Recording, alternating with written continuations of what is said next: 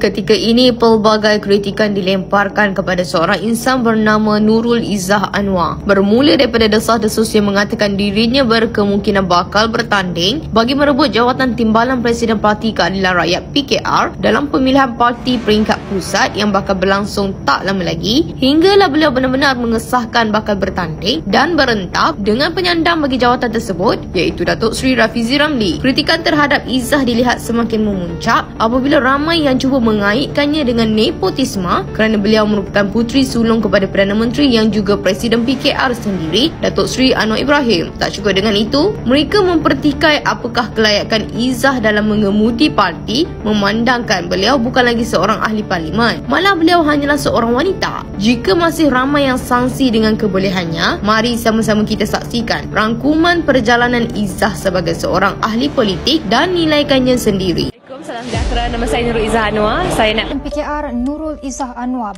Izzah Anwar dan Nurul Izzah Anwar Tidak takut dengan pemimpin yang zalim. Kita tidak takut dengan penindasan. Kita tidak takut dengan kezaliman. Saya Nurul Izzah binti Anwar, setelah dipilih sebagai seorang ahli Dewan Rakyat, dengan sesungguhnya bersumpah bahawa saya akan jujur menunaikan.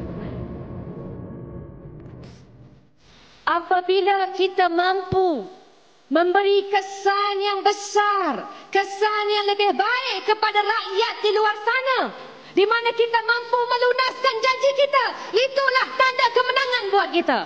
When we unite in the name of justice, when we unite in the name of truth, no one can take that away from you. We are never disappointed because we have won decisively the moral victory. Tuan-tuan, puan-puan, saya tahu ramai letih, saya tahu ramai yang menunggu begitu lama yang saya nak sebut pada malam ini. Remember, tough times never last. Only tough people do. Slot untuk seorang lagi ahli kabinet tidak mungkin akan diisi oleh saya. Maka jalankanlah tanggungjawab dengan baik. Kita ada juga yang sentiasa berasa bersyukur kerana mampu menggalas tanggungjawab sebagai seorang aktivis. Daripada saya, wabillahi taufiq wal hidayah. Wassalamualaikum warahmatullahi wabarakatuh. Reformasi. The world is on fire.